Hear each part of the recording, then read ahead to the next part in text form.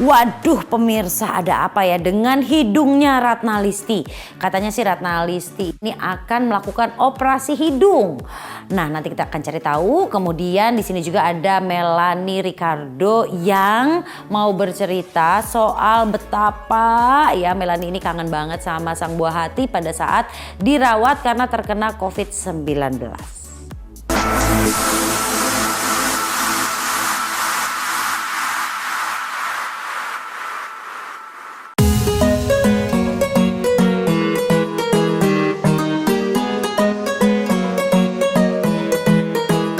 Saya akan melakukan treatment operasi hidung untuk membuat lebih cantik dan membuat lebih indah dan membuat awet muda. Betul. Ya. Hidungnya mau ditanam implan. Harus implan jadi supaya agak tinggi. Supaya tinggi dan supaya yang bergelombang itu nanti hilang ya Pak ya? Ya. Enggak sih, kalau saya sih yang penting proporsional seperti sesuai dengan karakter wajahku aja, dan aku mempercayakan itu kepada timnya Pak Margoto gitu. Ya. Nih hidung saya kan ada beloknya nih, kalau dari samping kelihatan kan, di tulangnya itu ada bergelombang gitu loh. Ini saya mau supaya lurus. Ya inilah teknologi kecantikan yang saya kagumi. Mengganggu ya dua-duanya, mengganggu kesehatan dan membuat kurang percaya diri gitu. Kesehatan karena saya ada sinus kan. Ada harapan saya kalau diperbaiki kontur tulangnya atau bentuk hidungnya, semoga lebih baik kesehatannya dan juga lebih baik penampilannya. Gitu. Kalau sinus mah udah lama sih, udah dari sejak sekolah SMA. Jadi saya tuh setiap hari pasti bersin-bersin. Saya bangun tidur bersin-bersin. Nah kalau benjolannya apa? Tulang.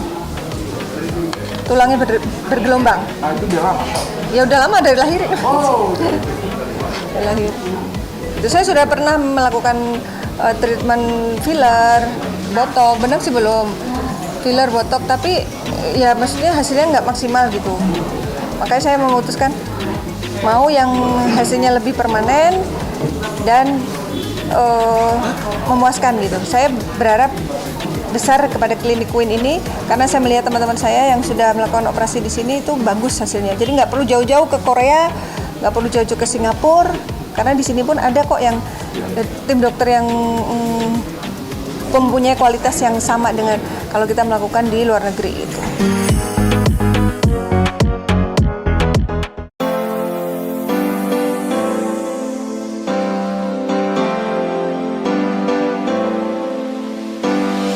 Alhamdulillah aku udah negatif 2 kali ya, jadi udah kondisi udah sehat.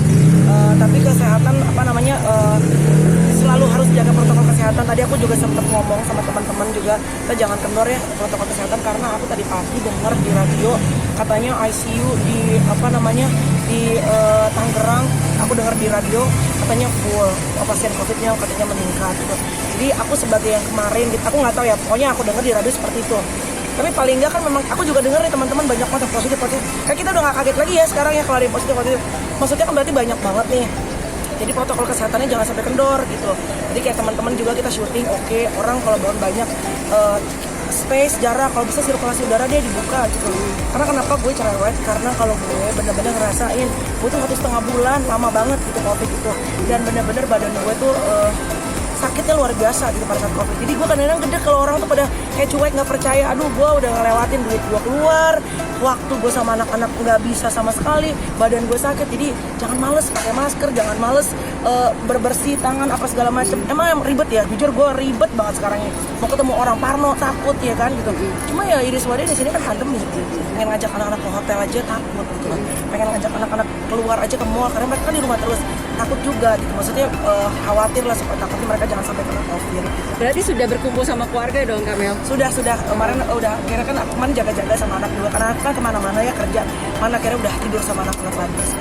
Awalnya kan aku nggak bilang aku COVID, tapi lama-lama anak-anak kayak Chloe udah bilang, mami kok lama banget sakitnya, mami COVID ya gitu. Mereka kan udah tahu gitu.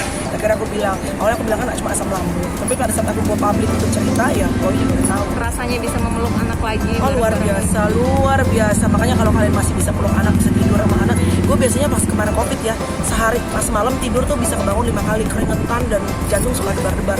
Pas kalau di malam tidur sama anak-anak, sampai jam 7 baru bangun. Itu perasaan tenang. Tapi tetap harus waspada sih, karena kadang-kadang makin asik makin kendor gitu loh protokol kesehatan kita gitu aja. Oke, vitamin buat obat gak terakhir? Vitaminnya cuma vitamin C, zinc, sama vitamin D 5.000 kalau aku. Gitu. Olahraga? Olahraga iya masih, cuma kalau karena lagi stripping jadi Sabtu Minggu aja.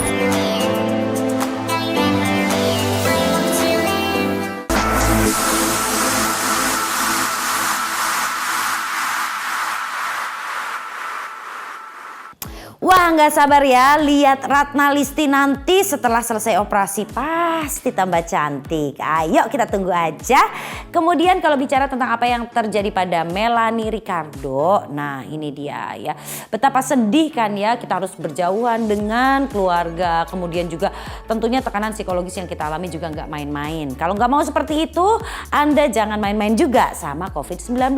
Tetap jaga ya kesehatan Anda, kemudian juga patuhi protokol kesehatan yang sudah ditetapkan oleh pemerintah. Yuk kita lihat lagi berita selanjutnya, tapi setelah yang berikut ini.